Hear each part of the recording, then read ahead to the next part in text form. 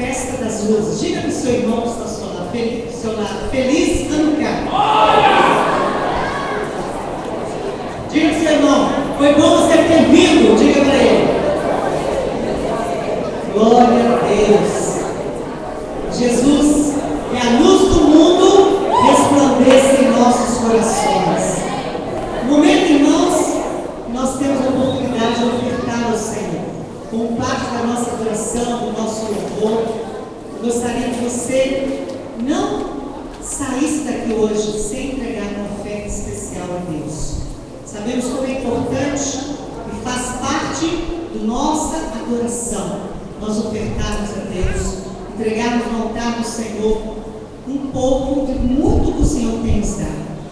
Então que você possa agora tirar a sua bolsa, tirar do seu bolso e vamos ofertar ao Senhor. E vamos consagrar a Deus. Quero chamar o Bispo Valadares, ele vai estar orando, ministrando uma bênção de prosperidade sobre sua vida. Quantos aqui têm sido prósperos? Digo amém, Jesus. Amém, Jesus. Você pode ofertar ao Senhor, em nome de Jesus. Pai, nós te adoramos pela tua maravilhosa graça derramada em cada um de nossos corações e em toda a tua igreja. Recebe agora, Senhor, a nossa oferta no teu altar, também como prova de adoração ao teu nome. Tu és o Senhor da glória. Recebemos de tua mão aquilo que tu damos, ó Deus, e capacita-nos a cada dia mais.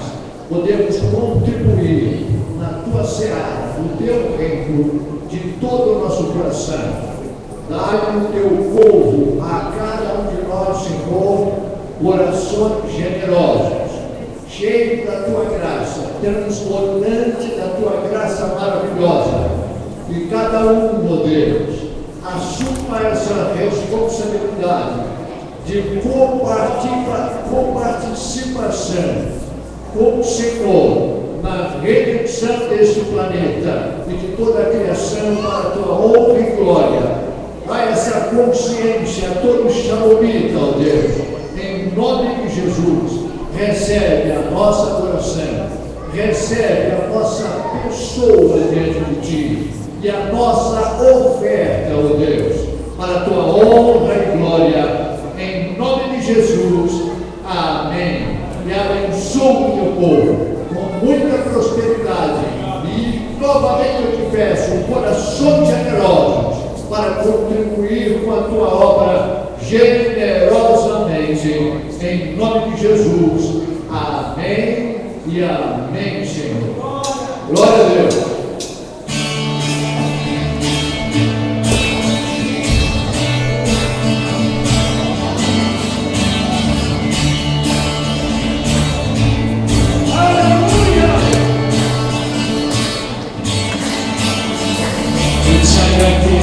Deus, você lembrar de mim e pelo teu favor é o que me faz crescer.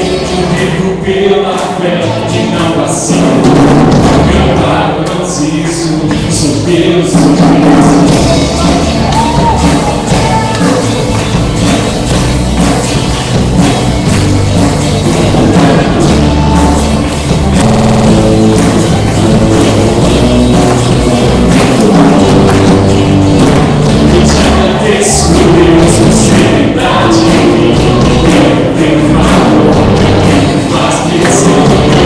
Pela fé e não assim.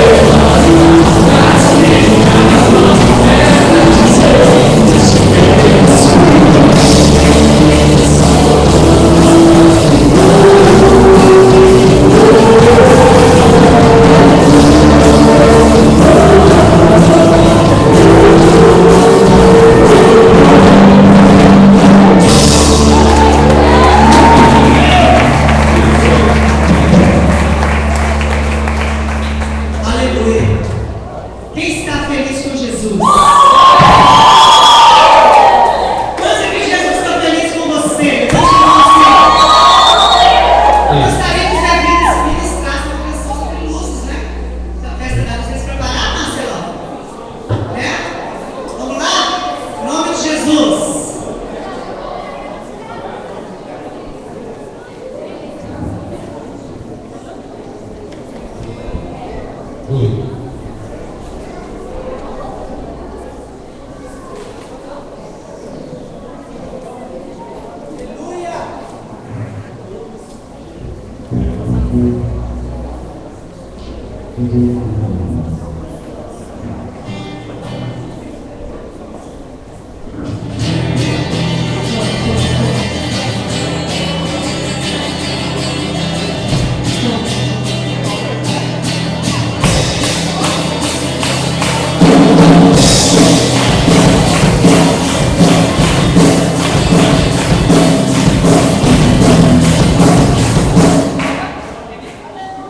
Glória a Deus.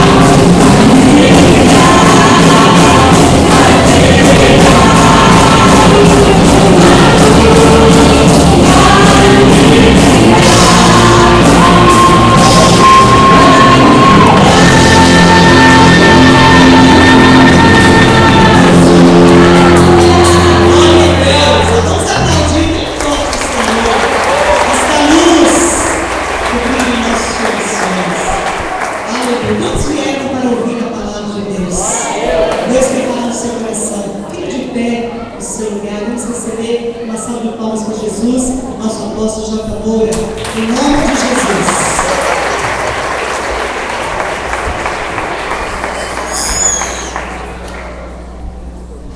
Shalom, povo de Deus. A sua Bíblia comigo, no Evangelho de João, por favor.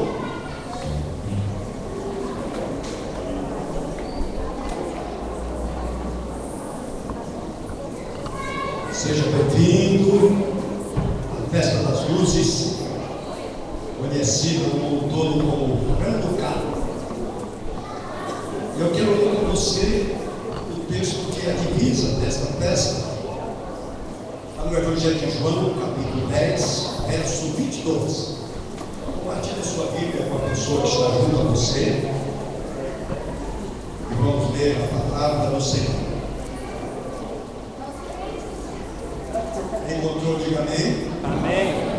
Eu gostaria que houvesse um diácono cuidando também da portaria, como sempre eu peço. Mas os irmãos às vezes cochilam e a gente vai acordando aí em nome do Senhor. Vocês podem repetir comigo, só o verso 22, por favor.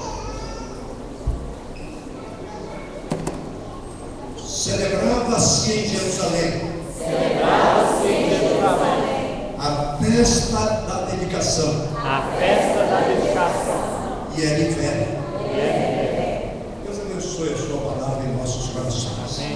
Espírito Santo, estamos aqui para exaltar, glorificar e bendizer aquele que era, que é e que há de vir, o Todo-Poderoso, nosso Senhor Jesus Cristo.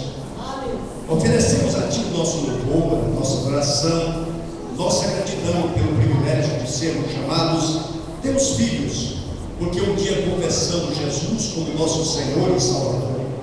Agora, Pai, pedimos que prepares o nosso coração para a meditação da Tua palavra. Fala conosco e edifica-nos da Tua graça. Em nome de Jesus. Amém. Sentados.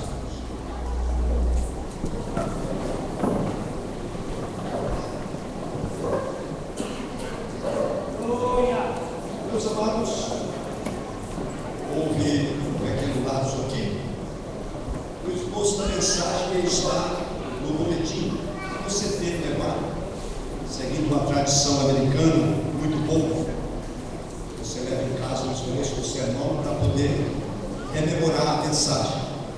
Mas parece que houve aí um pequeno cochilo e foi trocada a mensagem. Essa é a mensagem do ano passado, essa aqui que está aqui, foi repetida este ano. Mas para todos os que você recaptura, quem não leu a mensagem do ano passado, vai ler esse ano de novo. No entanto, se você quiser, pode tomar notas, muito importantíssimo. Não sei se você tem papel. Pode anotar na sua própria Bíblia se quiser. Nós queremos compartilhar com vocês uma palavra ligada à importância desta festa maravilhosa chamada Festa de Hanukkah. Nós louvamos a Deus porque na sua graça infinita Ele nos escolheu aqui em Belo Horizonte para tocarmos essa trombeta das festas. Pela misericórdia do Senhor, fomos a igreja pioneira em programar as festas bíblicas aqui em Minas Gerais. Eu não sei se tem alguma outra igreja que pagou esse preço como nós pagamos. Interessante é que, olha aqui, só a festa de Hanukkah são 23 anos que nós celebramos. As outras festas são chamadas festas primeiras, as festas do Sinai. Esse ano nós completamos 26 anos de celebração. 26 anos. Já passamos das bodas de prata. Você pode dar uma salva de palmas para Jesus.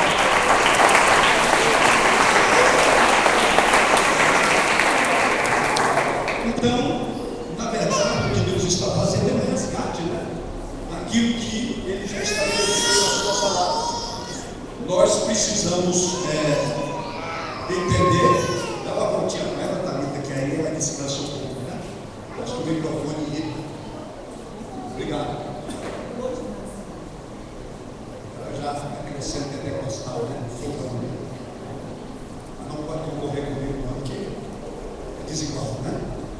Meus amados, como eu estava dizendo, nós sabemos que toda a restauração que o Senhor tem que fazer na sua igreja há um preço que você paga. Há um pregador muito conhecido nos Estados Unidos e ele fez uma declaração, uma conferência de líderes. Essa declaração dele resume tudo, né? De forma tipológica, de forma simbólica, o mover de Deus no seio da igreja. Ele disse o seguinte: que cada renovação que Deus traz para a sua igreja é como uma onda do Espírito vindo sobre a nossa terra seca. Diga para o seu irmão: cada renovação que Deus traz sobre a sua igreja é como uma onda muito grande de águas do oceano de Deus, para regar a nossa terra seca. Às vezes o nosso pedregulho, né? O coração está tão duro, vira pedregulho, vira rocha, né? E aí o seguinte, ele diz que, olha a figura, quando aquela onda vem, né? E ela bate na rocha, bate na terra, a margem do oceano, o que acontece? Há uma quebra de onda e ela volta para trás. Diga, volta para trás. Mas quando aquela onda está voltando para trás, há um sopro de Deus novamente, há um novo sopro de Deus, e traz uma nova onda. E o que acontece entre aquela primeira onda e aquela nova onda que está vindo? O que acontece? Há um choque. Elas trombam entre si. Isso é coisa muito séria. Então, ele declarou o seguinte: cada novo mover de Deus da igreja é resistido pelo mover anterior. Levante a mão de novo. Cada novo mover de Deus no seio da igreja é resistido pelo mover anterior. Quando o mover anterior está morrendo, está voltando para trás, vem um novo mover de Deus, vem um novo mover, vem uma nova onda, e aquela onda vem com muita força, não é? Mas a outra já está voltando, aí há um choque. É mais ou menos isso que acontece na igreja. E meus amados, o que acontece é o seguinte: nós queremos sempre ser o último mover de Deus na terra. Todos nós queremos, digo para você, todos nós queremos. A gente quer estar na proa da onda, a gente quer ser os últimos do mover do sopro de Deus na terra. Vira para o teu irmão e diga assim: mas olha, Deus não para de trabalhar. Quando você pensa que já alcançou tudo, Deus já está começando coisa nova. Então vira para o teu irmão assim: te prepara para o novo de Deus. Fica previsível para o novo de Deus. Aplauda ele só ele é digno de toda a glória e toda a honra. Meus amados, é assim que Deus está fazendo, de um modo especial, segundo os especialistas do avivamento, do mover de Deus na terra, né? Isso se tornou muito claro a partir da reforma do século XVI, viu, a partir da reforma do século XVI. Ali Deus começou a mover a nível mundial. Quem estuda a história da igreja sabe que havia vários moveres de Deus, mas assim localizados, né? Regionais. Mas com a reforma do século XVI, o mover se tornou o quê? Mundial. Fica mundial. Alcançou o mundo inteiro. O que aconteceu hoje com aquele movimento poderoso do século XVI, que mudou não só o mapa religioso, mas também o mapa político, econômico, social do mundo? O que aconteceu com ele? Vira para o irmão, já morreu. Em alguns lugares já foi sepultado, e outros apenas esqueceu de cair. É um cadáver ambulante. maioria das igrejas reformadas vira para o teu assim, quer ver o exemplo? Estuda a Europa, estuda a Europa. A Europa que foi o berço, a força da reforma do século XVI, hoje está sendo dominada pelos muçulmanos, pelos discípulos de Maomé. Diga, dominada pelos discípulos de Maomé. Essa semana tem uma notícia bomba aí, eu não sei se vocês acompanham. Vira para o teu assim, é importante que o crente leia a Bíblia todo dia. Mas precisa ler jornal também. Você está informado do que está acontecendo no mundo. O grande teólogo, considerado um dos maiores pensadores do século XX, ele dizia o seguinte: que o cristão de hoje ele tem que ter a Bíblia em uma mão e o jornal do dia na outra. Diga, a Bíblia em uma mão e o jornal do dia na outra. Você se informar do que está acontecendo. Não pode ser uma pessoa alienada. Então, meus amados, o que acontece? A notícia bomba é a seguinte: acabaram de lançar na Inglaterra e nos Estados Unidos a Bíblia Rainha James. Já ouviu falar?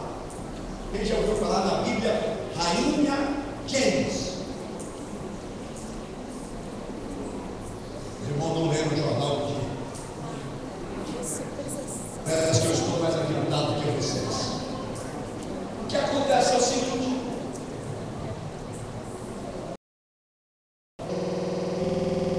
o mundo todo tem enfrentado os governos, tem zombado da igreja, tem confrontado os pastores, enfim, eles se organizaram, sabem trabalhar as estruturas de poder para alcançar o que eles querem, enquanto a igreja dorme. Diga para o teu irmão, acorde. Acorde. Você está sonhando demais com o céu. Olha para o teu irmão, você está sonhando demais com o céu. Mas você ainda tem uma longa caminhada na terra. Diga para o teu irmão, ainda tem uma longa caminhada na terra. Presta atenção, viu, teu irmão? Presta atenção. Então, o que acontece? Jesus falou que os filhos das trevas são mais prudentes do que os filhos da luz. Olha o que o mestre falou. A palavra prudência pode ser traduzida também por diligentes, estratégicos. A igreja não tem sido estratégica, não tem sido inteligente. Preste atenção nisso. Em muitos lugares, as reuniões de culto da igreja se tornou um lugar para fazer massagem nas emoções do povo. Diga para o teu irmão, você veio para uma casa de massagem para se emocionar. É isso que você quer? É isso. Se eu não me emocionar, Deus não está presente. Deus não está no culto. Diga para o teu irmão, coloca um fim no culto da emoção, por favor. Começa a usar mais o cérebro. Diga para o teu irmão, usa mais o cérebro. Grande pregador e teólogo, partiu este ano, a glória, John Stott, dizia: crer é também pensar. Diga para o teu irmão, crer é também pensar.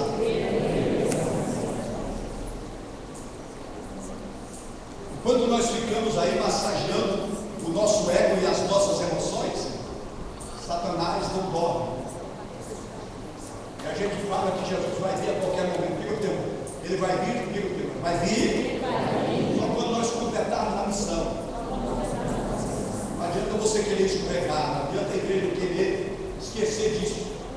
Nós temos uma missão para completar nesta terra. E os anjos não irão fazer por nós. Diga o teu irmão, os anjos não vão fazer por nós. Diga, o anjo é você. Olha bem o outro teu irmão assim, o anjo é você. O mensageiro é você. Acorda. Preste atenção.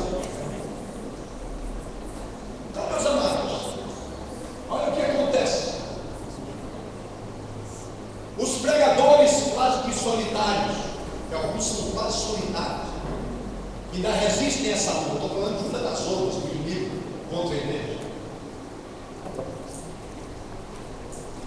A onda da quebra de limites na área emocional, sexual. O ser humano decide o que ele quer, ele é dono de si mesmo, ele é dono do seu corpo, faz o que quer. Então, em nome de ser dono do corpo, as mulheres têm o direito de matar os filhos do seu ventre. Aí vem o aborto, é o dia do aborto sendo votado em todos os países. Digo, meu irmão, você acha que a votação dos países a favor do aborto anula o que Deus diz na sua palavra? Não matarás? Anula, não matarás? A igreja está dormindo.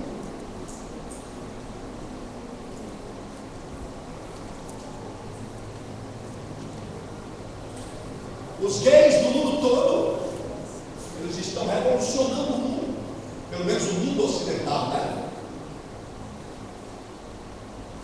Votando leis a favor do casamento homossexual e dizendo que o homossexualismo não é pecado. Primeiro disseram que não é doença. É doença da alma, é doença da alma. Pode não ser doença, mas pode ser doença mental também, desculpa. Pode me chamar de homofóbico. Problema de quem quiser chamar. Quando Deus me manda falar, meus filhos, não tem compromisso com ninguém, nem com Deus. Não tem problema. Mas também eu não sou de ficar combatendo só para combater, falar só por falar. Nós precisamos falar mais com as ações do que com palavras. Discurso vazio, sem ação correspondente, cai no nada.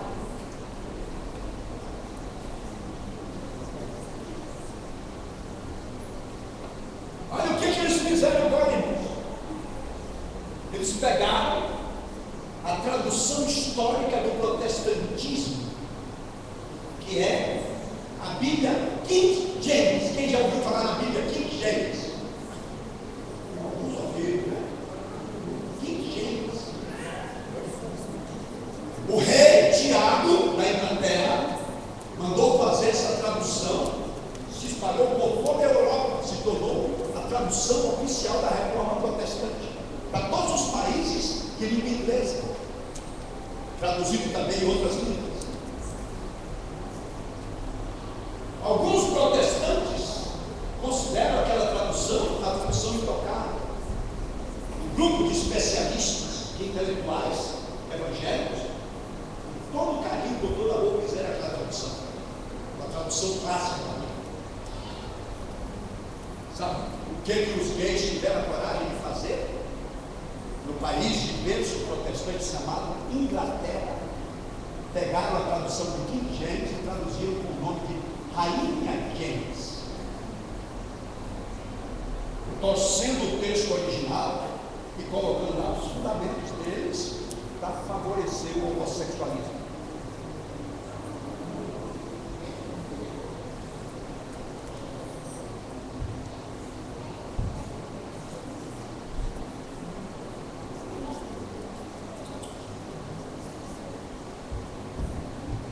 Tirar a sua alegria da festa, mas eu fiquei muito.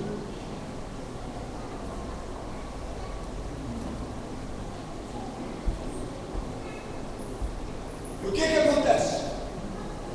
Um grupo de cristãos lá na Inglaterra, Reino Unido, país de berço protestante, se levantou para fazer protesto. Sabe o que aconteceu?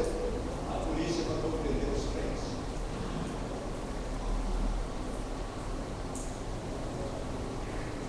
Agora passa, fica quietinho aí, você fica pasmado.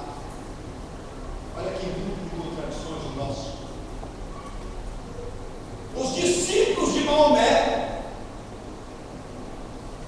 fizeram uma concentração de desabafo, porque eles são radicalmente contra o homossexualismo. O homossexual assumido no país onde a Sharia, que é a lei islâmica, predomina no governo, é morto imediatamente. Pode estar até escondido, mas se assumir publicamente, acabou. Eles conseguiram reunir um grupo considerável de pessoas, não me lembro agora exatamente o número,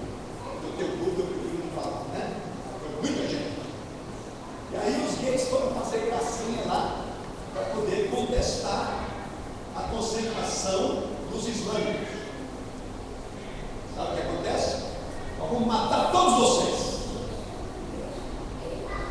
Sabe o que a polícia inglesa fez?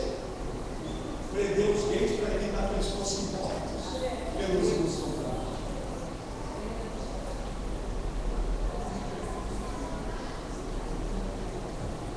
Vocês estão entendendo as contradições? A igreja, que não é mais deste mundo, não tem lugar no mundo. Não tem voz, não tem vez, não tem espaço, não se organiza. Só se emociona. Quer levar na flauta. Viram que na flauta não vai levar não. Não vai levar não. Não vai levar mesmo.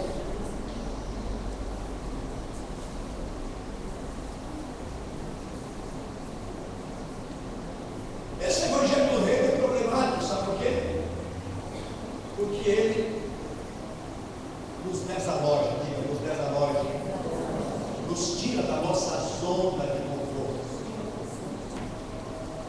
É por isso que muitos pastores, mesmo conhecendo esta mensagem, não querem pregá-la, não querem ensiná-la, porque tem um preço, viu, irmão? Tem um preço. E às vezes um preço de martírio. E martírio não é do mundo, é martírio pela própria igreja. Assim como Jerusalém,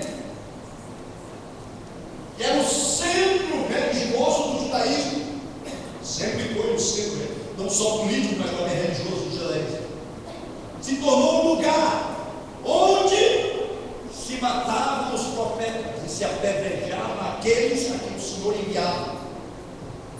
Parece que a igreja está reproduzindo a mesma trajetória. Estou usando a palavra parece.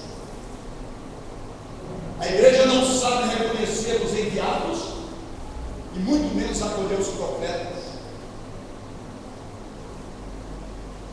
A igreja sabe aplaudir aqueles que apresentam o show. Na verdade, parece que hoje a igreja está parecendo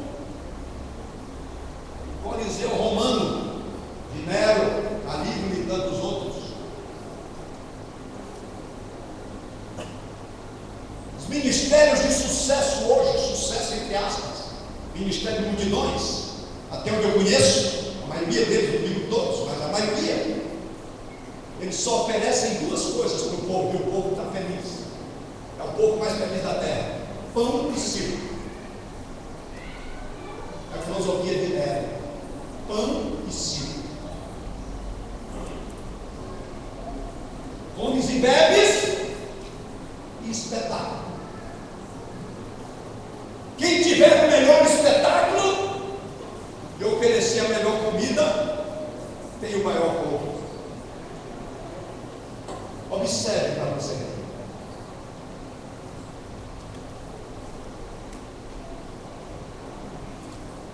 Olha, eu programei uma palavra abençoada para você hoje, para você ver o que Deus está fazendo aqui. Eu não sou dono dessa boca grande. Você pode até sair com raiva de mim, mas você vai ter que ouvir o que Deus tem que falar nesta noite.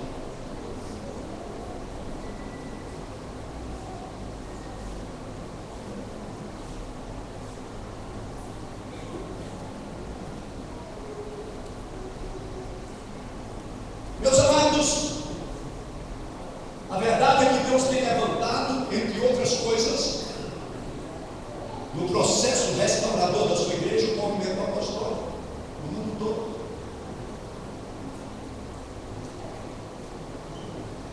Como sempre, há sempre aqueles que ficam empolgados com o título, correndo atrás de posições de título, achando assim: isso é uma promoção a mais para mim. Engraçado, a minha vida toda eu corri de títulos e os títulos correm atrás de mim. Eu não dou nem bola para eles. De vez em quando alguém chega para mim: é pastor ou é apóstolo? Se eu puder ser sério, é melhor. Estou preocupado contigo. Se você souber honrar o depósito de Deus na minha vida, eu estou muito feliz. Se você não quiser nem usar o meu nome, esqueça. O homem que teve uma das missões mais gloriosas que eu considero, foi João Batista. Quando perguntaram qual é o teu nome, ele disse: eu sou apenas a voz. Ele não era mulher, era a voz. Há muita gente por aí que é a ressonância de outras vozes. João se contentava em ser a voz. Não tinha nome. Qual é o teu nome? Elias. João Batista. Tu és Isaías. Tu és o Cristo. Bora. Tanta gente aí querendo ser o Cristo, se apresentando como Cristo. Agora mesmo esse ano morreu um deles, né? Causou confusão desde a Coreia. Sumiu. Tive a oportunidade de ouvir pessoalmente em Boston, na Harvard, no meio de doutores. Eu fui lá para ver a cara do bicho de pé. O que tu faz, e não vai ressuscitar. Pelo menos na primeira ressurreição.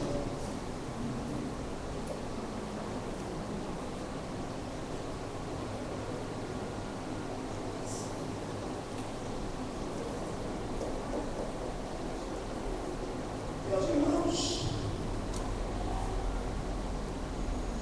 o que queremos ser nesta hora, na presença de Deus? O mundo está sem norte, está sem referência. Os valores considerados fundamentais para estruturar uma sociedade e o indivíduo estamos seguindo diante dos nossos olhos. Você que fica aí dogmaticamente defendendo certas posições, certas posturas, diga para o irmão: você está gritando no deserto, gritando no deserto. Tudo está se dissolvendo assim, diante dos nossos olhos. E a gente muitas vezes se sente impotente diante de tantas ondas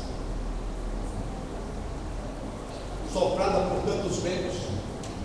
Falar nisso, qualquer dia desse eu quero falar sobre o vento do Marcelo. Preparar e compor uma canção sobre os ventos.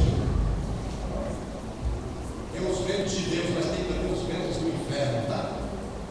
Coisa muito séria. Coisa séria. Então, nós estamos pensando, irmão, numa hora como essa. As pessoas continuam aí celebrando o Natal. Os países muçulmanos, os muçulmanos se levantaram e decretaram que não querem mais esse Natal lá. E acabou. Toda a Ásia, a África, principalmente o norte da África, Europa, eles estão agora levantando a voz nos países da Europa para dizer que esse Natal eles não querem. E a Europa está se curvando dentro da voz dos muçulmanos. Sabe por quê? Porque é uma voz que tem muita força política e econômica. Como a Europa não quer perder as divisas, né, do petróleo, então se curva.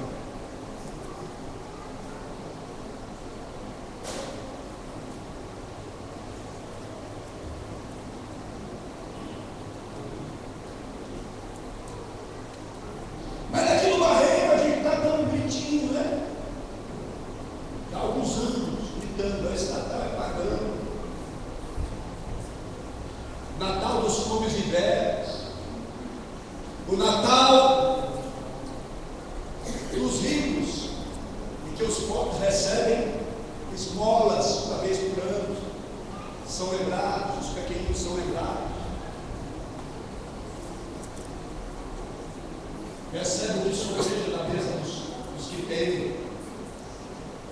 Natal das desigualdades. No Brasil, Natal é o grito do pré-carnaval. Em muitos lugares já estão preparando, né, a bebedeira, a festança, em preparação para o carnaval que vem. A agenda é outra, digo, irmão. Há um calendário de festas satânicas no Brasil. Digo, irmão, festa satânica?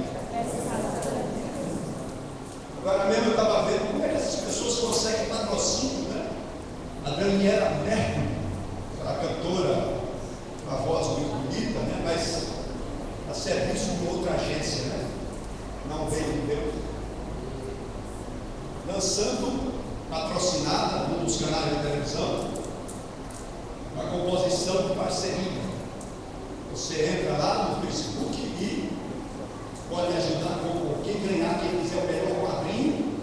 Olha qual é o presente para ganhar. Você vai dançar o carnaval com Daniela Mercury. Está lá. É só compor, fácil. Calendário. Você vê que, então, o diabo não cria nada, o diabo não cria nada. Ele só copia de forma piorada.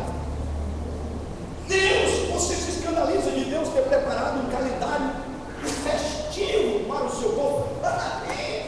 O tempo todo, desde os dias de Moisés, Deus já preparou a liturgia do seu povo. Para de reinventar a roda. Tem uma liturgia divina, celestial aqui na Bíblia. As festas bíblicas marcam épocas proféticas da história do povo de Deus. A gente embarca na canoa oferta do diabo. Há um calendário festivo de Satanás em andamento. Aqui no nosso país isso é muito claro, em outros países é a mesma coisa. E a gente acha isso normal, o diabo tem um calendário festivo. Por exemplo, alguém já disse ali, não sei se você ouviu, que o Brasil só começa a funcionar depois do carnaval. É verdade ou não? É verdade ou não? E todo mundo acha isso normal. Você acha isso normal? Faça o balanço, o saldo das restrições, das mortes, enfim. A lista é grande, né? A estatística é grande. Dos danos que essa festa causa ao país. No entanto, essa festa é o carro-chefe para a divulgação do nosso país para o resto do mundo. Deixa eu dizer para vocês como é que o Brasil é conhecido lá fora, pelo menos tudo que eu passei, nos Estados Unidos, Europa, etc, etc. Sabe como é que o Brasil é conhecido? É a terra das mulheres esperadas e gostosas.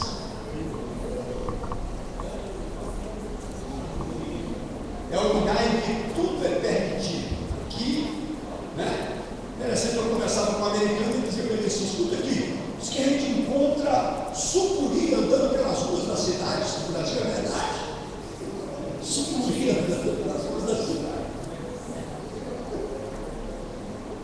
Só tem mulher pelada e cobra grossa aqui. É a ideia. Você está rindo? É verdade, na cabeça de muito americano, de muito europeu que não veio aqui, a ideia é essa.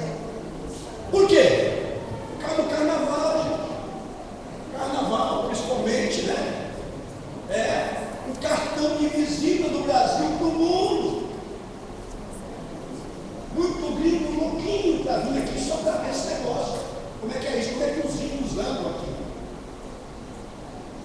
Para eles é tudo bonito, tudo. Você está achando que é brincadeira? É verdade. A gente fala que tem universidade aqui, tem.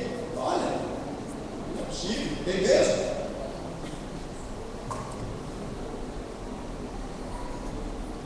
Meus irmãos, esse panorama está muito feio, vamos mudar a página. Está começando a ficar triste igual eu. Mas deixa eu te dizer uma coisa. O nosso Deus não desistiu de nós. Olha para o teu assim, o teu Deus não desistiu de ti. Nós precisamos ter uma visão realista do mundo em que vivemos, mas ao mesmo tempo precisamos ter a nossa fé depositada nas promessas do nosso Deus.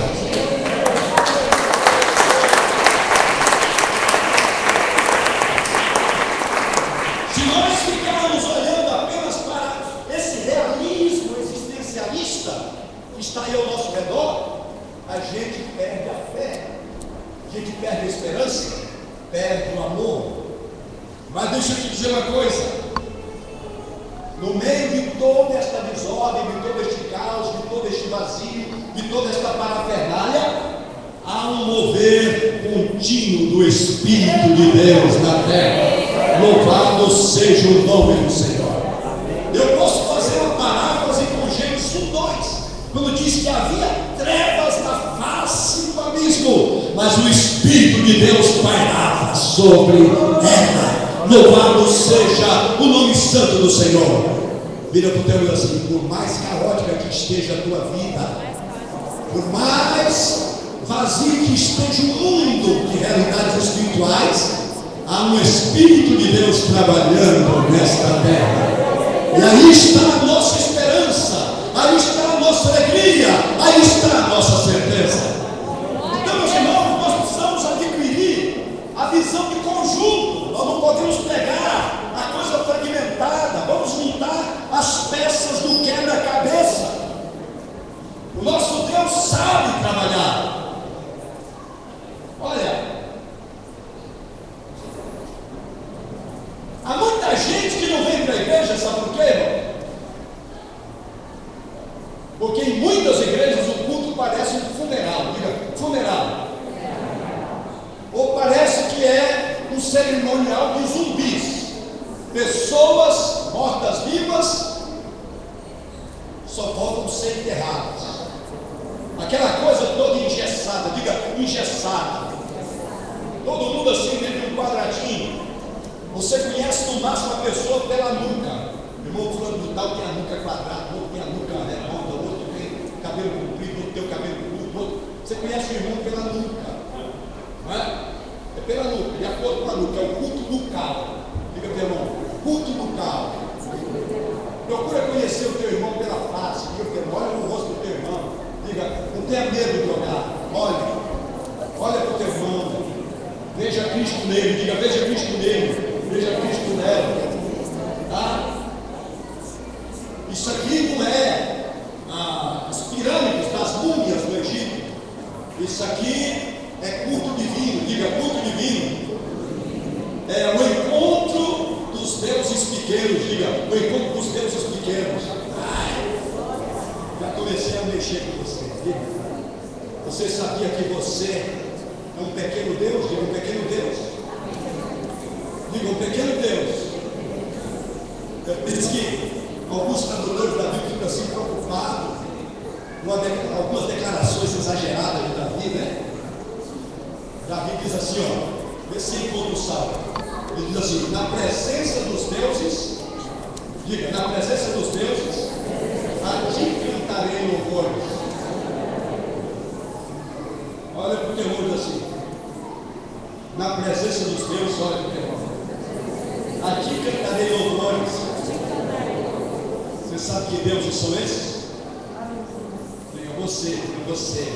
Olha para o teu olho assim, você, criado em imagem e semelhança de Deus. Jesus pegou os doutores da Bíblia, você sabia? Gostava de pegar, sempre estava lendo. Quando ele começou a dizer que era filho de Deus, eles tinham que pegar pedra para matá-lo, apedrejá-lo. Aí Jesus falou assim: olha, mas na lei de Moisés está escrito: vós sois deuses. Diga o teu irmão, na lei de Moisés está escrito: vós sois deuses.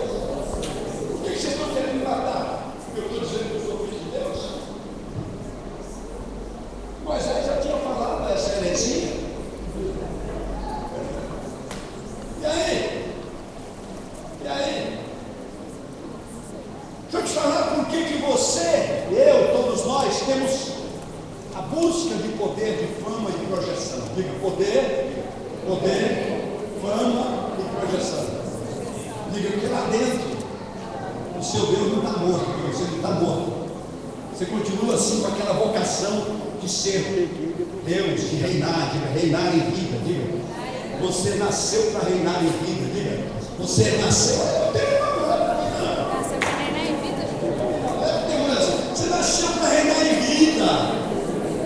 Você tem um potencial para aí dentro, adormecido, mas você fica frustrado quando não consegue pôr para fora esse potencial. Diga, meu irmão, você fica frustrado. Você fica para baixo.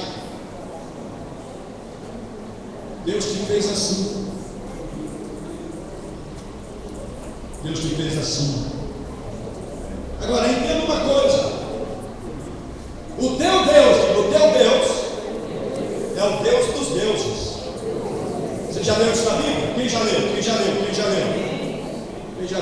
Eu não vou dar bombom hoje para ninguém não, porque muita gente está na tua mão, já leu, aí tem que comprar uma caixa de bombom para dar para vocês aí. Tem jeito.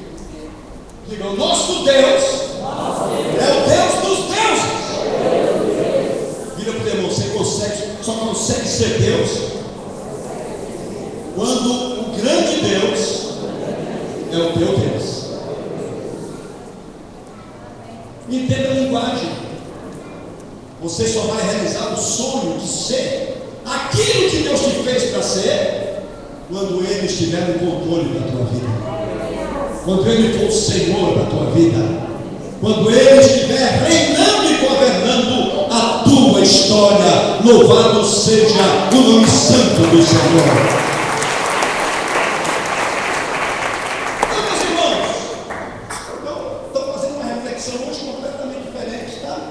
Você pensar um pouquinho, olha aqui, por que Deus estabeleceu um calendário festivo?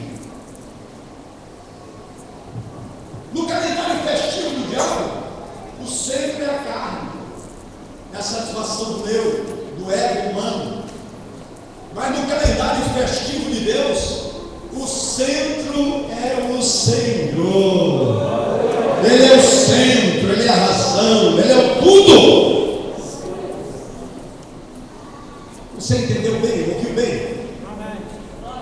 Quando nós vamos estudar as festas bíblicas, meus irmãos, uma coisa que nos encanta, que nos delicia, é perceber que o Senhor queria lembrar a mim e a você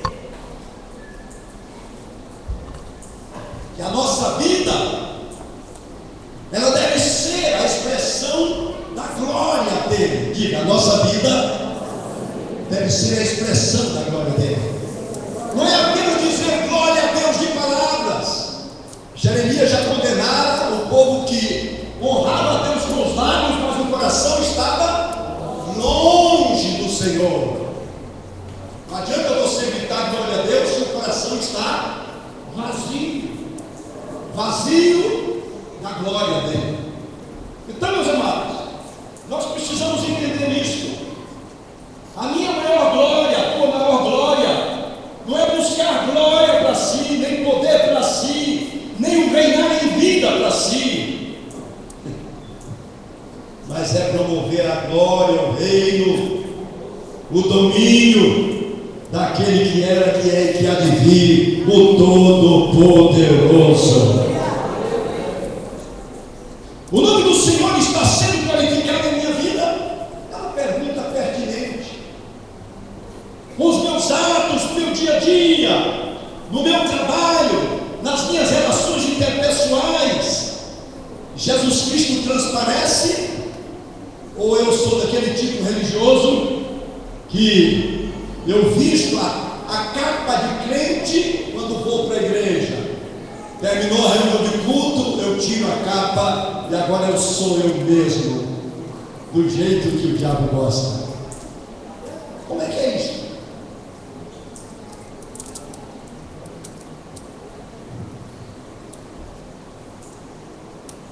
Festas bíblicas, meus irmãos, nos chamam a uma renovação da nossa fé e da nossa comunhão com Deus. Você precisa entender isso. Eu e você fomos criados para viver celebrando aquele que é a razão da nossa vida. Jesus tem que ser a razão da nossa vida, o centro da nossa vida, o motivo da nossa vida. Se ele não se tornar isso, então, meus amados, estamos perdendo tempo numa religião enganosa. Não importa o rótulo, você pode ter o título que quiser, o rótulo que quiser. Religião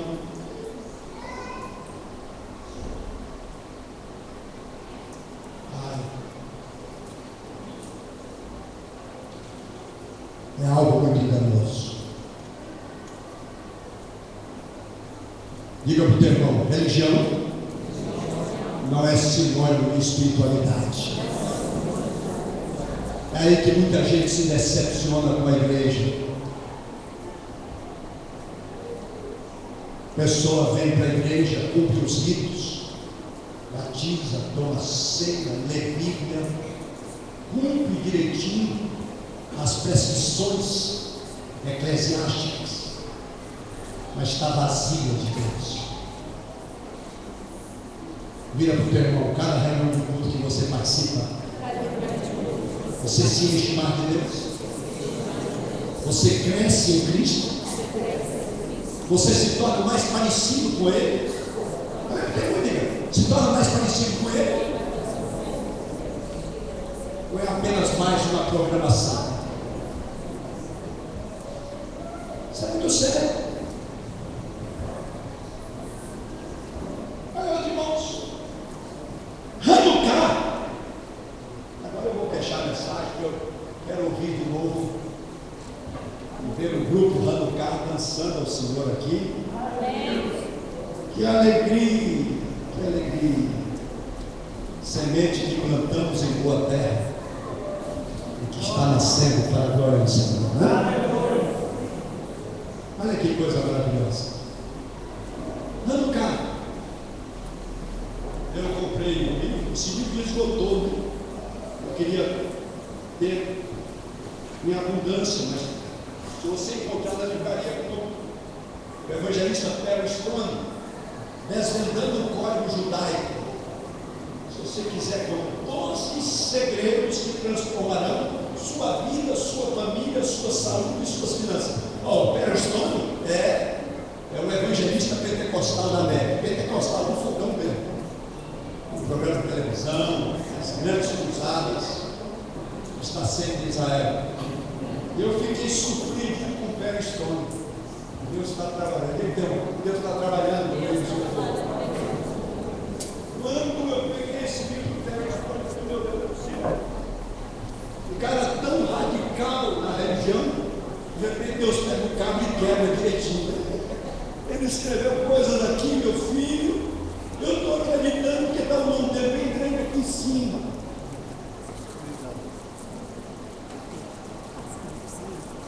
Diga para o teu irmão: se eles se calarem, as pedras clamarão. Olha aqui o que o Perry Stone fala. Você quer ouvir um pouquinho? Quem quer ouvir? Olha o teu assim, ei, volta para cá, volta para cá. Fala para o teu irmão: volta para cá.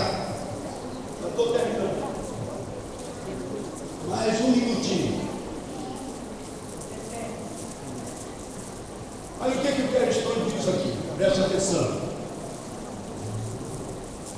Ele começa fazendo aqui, nessa parte que eu vou ler, um paralelo entre as festas primitivas, as básicas, as fundamentais da Torá, né? E as festas chamadas contemporâneas, né? Ele diz o seguinte: embora o Purim e o Hanukkah, né? A mensagem que saiu aqui é sobre o Purim, tá? Foi a mensagem do ano passado, que é o dia de humilhação, dia de jejum, Então você lê, isso é uma festa que surgiu a partir da rainha Esther, tá bom? Houve aquele livramento de Deus através daquela rainha, né? Então você lê aqui, você sabe. O dia de jejum de humilhação que foi convocado o Charolita para fazer, foi seguindo também o exemplo dos puritanos da Inglaterra e da América, né? Os humilhados diante do Senhor pela igreja, o dia de humilhação pela igreja, não é pela igreja de Shalom, pela igreja de Cristo em geral, pelo corpo de Cristo em geral. Então, meus amados,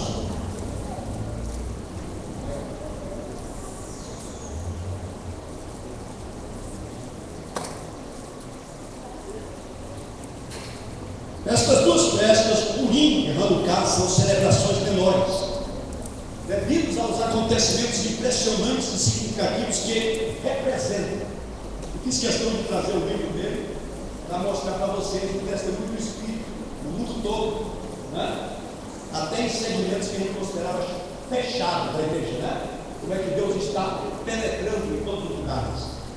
Ele diz: o Purim, que significa sós, é um lembrete anual de como uma menina judia, órfã, chamada Hadassah, venceu um concurso de beleza, casou-se com o rei Assuero, o rei da Pérsia, e se tornou a famosa rainha Esther. Após receber o favor do rei, ela interveio, salvando os judeus do Império Persa. Você encontra isso no livro de Esther. Essa história. Hoje, em comunidades judaicas, o Purim é um lembrete anual que honra a vitória de Esther sobre um inimigo chamado Amã, a libertação de Deus e a perseverança dos judeus que viviam nas 120 províncias do Império Persa. Hoje o Purim é precedido pelo jejum de Esther, né? Aquela experiência